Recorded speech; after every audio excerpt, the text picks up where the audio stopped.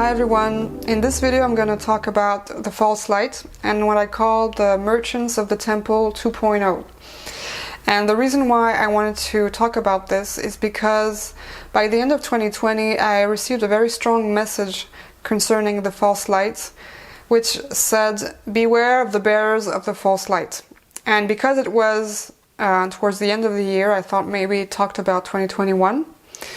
But nevertheless, we know that what is currently happening is a huge cleansing and purge in the collective. And I see that this purge is also happening within the spiritual community. It has been going on for the last couple of years, but now I see it really deepening. So I want to talk a little bit about that too. We often say that what is important is the message and not the messenger. But I couldn't agree less with that, because I think the messenger, if he wants to have a little bit of credibility, must, as best as he can, try to embody the message that he transmits. And I think there's going to be a very big change concerning that in this coming era that we are entering right now, where before spiritual teachers or spiritual masters, they were seen above others. They were seen in a kind of spiritual perfection bubble, and you couldn't talk about the shadow aspect that they might have. But as human beings, we all have a shadow aspect. We are all perfectly imperfect as human beings, and even teachers, even masters have a shadow side. And it's often very taboo to talk about it. It's very taboo to talk about all this, the shadow side of spirituality in general. And in the last couple of years, sometimes when I saw some information come out concerning this or that famous spiritual figure or teacher or whatever that was actually corrupt, when that information came out, I usually shared it. And I have never received so much hate and accusations and violence, I have to say, than when I posted and shared this kind of information. So I really thought, wow, there's really a problem with that in the spiritual community. A lot of people, they don't want to see the dirt. They don't want to see what's wrong. They don't want their little spiritual bubble to be burst. And what I feel is that now we are entering this paradigm where we are cutting the middleman out between ourselves and the divine. There's no more intermediary between us and the divine. We are bringing back the divine in the human. And so it's the end of this, this master-teacher, disciple relationship where one is superior to the other. We are all now on the same level, which for me is really talks about unity in the end, is that we are all the same and on the same page, on the same level. I've been in the spiritual community for about 15 years, and of course I've met a lot of wonderful and loving people, but I've also seen all that is wrong with this community, all the dark side. And this is also something that is very often, swept under the carpet, so we don't see it. And I think this phenomenon really increased with the boom of social media. And the fact that now people can really have this perfect, image, facade, and hide behind it. But once you look behind the scenes, behind the curtain, then it's not the same things that you're looking at. So I've seen a lot of jealousy, a lot of envy, ego wars, and YouTube has become like this jungle where there's this race for more views, more subscribers, which creates a lot of competition in the end. And I've experienced that with my French YouTube channel, which has more following, where there's also a lot of people, recycling and paraphrasing the titles or even copying and pasting, titles of videos, etc. So this creates really a climate which is not very pleasant for me. And in the past months I even started to think I'm just gonna leave, I'm just gonna stop, because I don't see what I'm doing here. And of course, if it wasn't for the joy that I still feel when I transmit my messages through this platform, through my videos, I would stop. And actually I started way back, a couple of years ago, my YouTube channel because I had a dream where my guides told me, it would be nice if you started a YouTube channel and started, you know, transmitting messages for people to help them awaken. So I was like, okay. And the next morning, I woke up, I felt so much joy that I knew this was my path. And as long as I feel this joy, I will continue to do my videos, so don't worry. You know, when you do this kind of video, some people will comment, but why are you focusing on the negative, and why don't you focus on the positive, and why are you stirring the shit and things like that? Well, first of all, I think it's really important to talk about things that are not usually dealt with. Also, the other question is, why is it a problem to talk about this? Why, in this field, do we believe that we are like above the rest, that we are, you know, untouchable and perfect? I think there's a lot going on in this community as well, and we need to address certain problems. The fact is that in the spiritual community we find exactly the same human problems that we find in normal life. It's just that we kind of use a spiritual vocabulary that gratifies, you know, the human ego that becomes then the spiritual ego, which is much of the same in the end. And since I'm also human, I'm also imperfect. I'm perfectly imperfect as a human being. And I'm totally okay with that. I know I'm on a path of evolution, as each and every one of us. I try to do my best every day, but you know, I accept that I'm not perfect. And I think that for me, it's really important that I transmit messages from my soul, from my higher self, that are, you know, maybe divinely inspired, but it's also important for me to share my own personal experience as a human being. Because if I left out one or the other, it wouldn't be complete, and in the end I would also feel kind of like a fraud. The new spiritual paradigm is also about being more authentic and just accepting to be human with flaws. And often what I see with these people who kind of project an ideal onto a teacher or a master or a guru or whatever, is that they have a hard time with their own flaws, to recognize their own flaws and their own maybe vulnerability and wounds, and so they like to project, you know, this perfect image onto someone else. So there is this kind of inferiority complex going on here. So the reason I wanted to share, as I said in the beginning of this video, about the false light is because I received this message in December 2020 that said, beware of the bearers of the false light. And it so happened that on the same day I discovered something about someone that I hadn't suspected at all.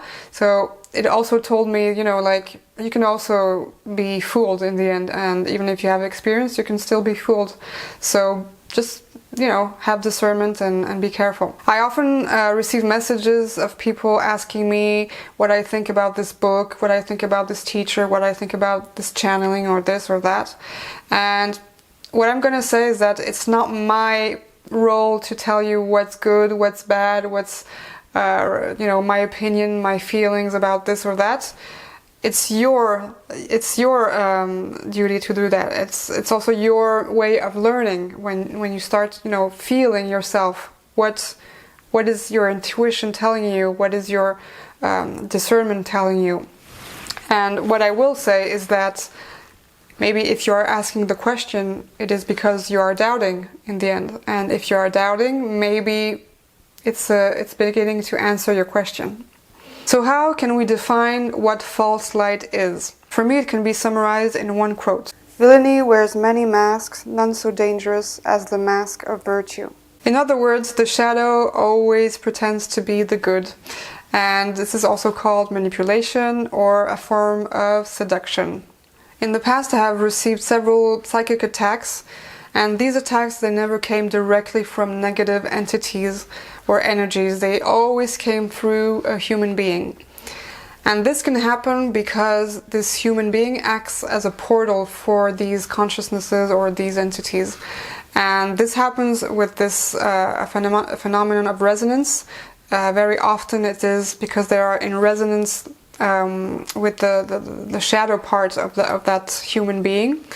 Very often this person is completely unaware that this is happening. They're not even aware that these entities, they use them as portals. And this phenomenon also happens with channeling. So, of course, I'm not against channeling.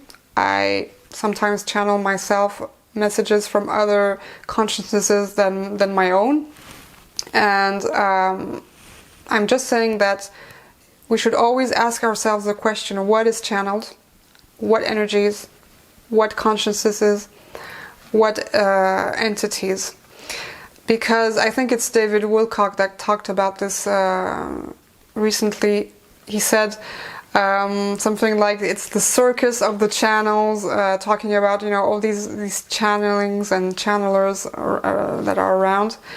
And of course, in my opinion, I would say that most of them are not in alignment.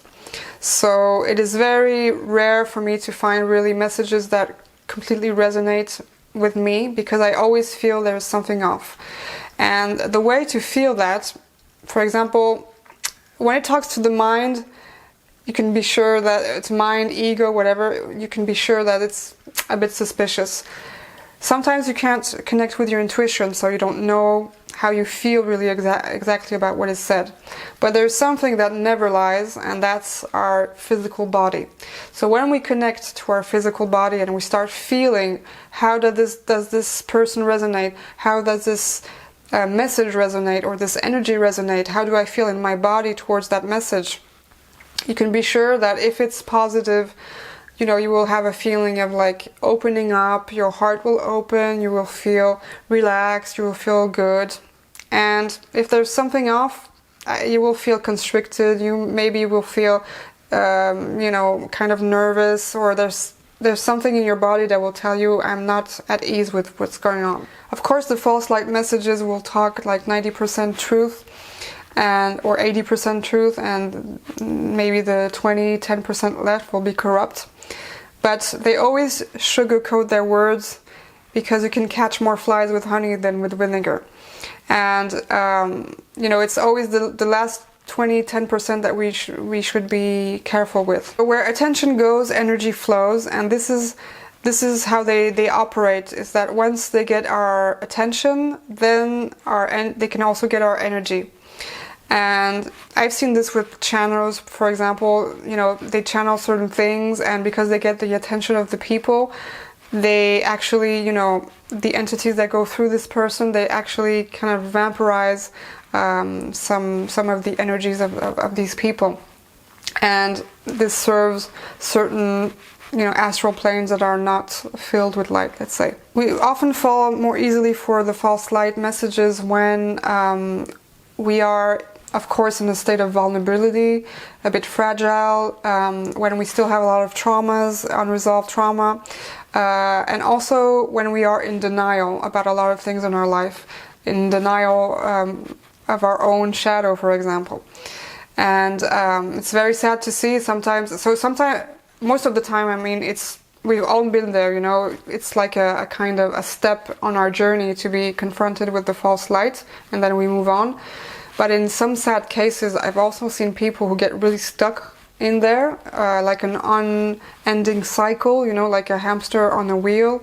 And because they are so absorbed by this, you know, this fantasy, this illusion, that they just don't want to see the reality, they don't want to see the truth. And the false light will very often use, you know, very quick and easy solutions to our problems, things that really satisfies the mind quickly, the ego.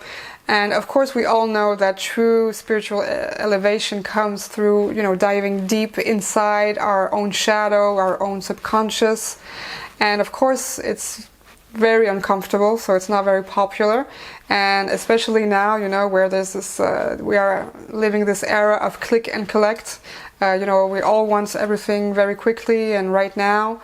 So of course, it's very tempting, and it has a lot of success. I've also seen that some people can also develop a kind of codependency with channeled messages, because they consider that because it's, you know, channeled messages from beings of light, then they know better, then they are more evolved than us. And this can also be, you know, quite dangerous, because for me, channeled messages in general, so I'm not talking about the false light specifically, it's just like a bonus on our path, you know, but we shouldn't take these messages like a complete kit for a spiritual awakening, because that's not the case. It's just a bonus, and in the end we should really realize that we are our own guide. And yes, we are all human, and we've all been there, so we've all, you know, tried to find redemption or enlightenment outside of ourselves. But as I said before, now we are bringing back the divine in the human. So we are our own guides, and we don't need this middleman anymore. The middleman can be a lead, but it cannot be a crutch on our path. It is also part of the experience to be in resonance, with certain messages at one point in time. It's part of our evolution. So as we evolve, as we heal, as we, raise our vibration, then we also notice that some messages that used to resonate don't anymore. As in life, some relationships end, some others begin. Because we evolve, we change, and it's exactly the same with the certain messages that we come across. So it's perfectly normal to feel that at one point we don't need any more these messages, and we are more attracted to other messages or messengers. So this huge boom that we are witnessing right now on social media, concerning coaching, spirituality, self-help, it really made me think about, the merchants of the temple 2.0.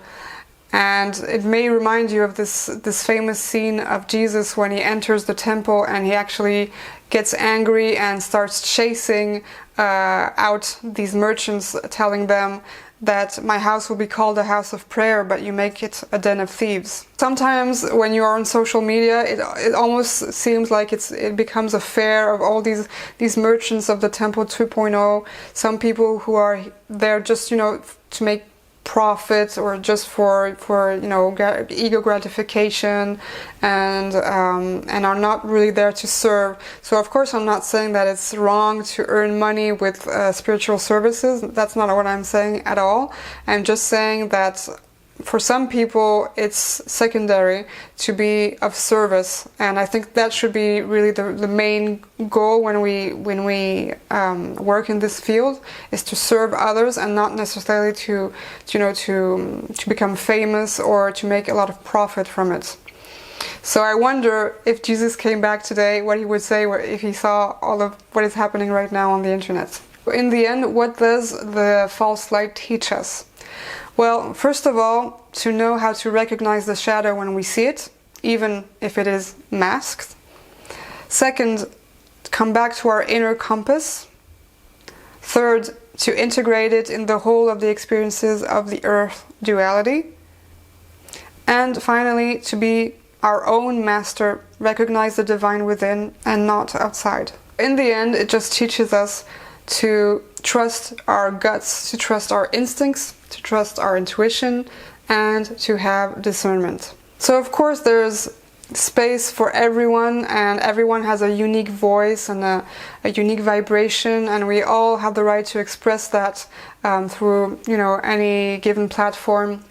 There are many truths out there, there are many paths, there are many ways, and all these paths, they constitute the whole of our experience as humans. And in the end, all roads lead to Rome, and all roads lead to the self. Sat Nam.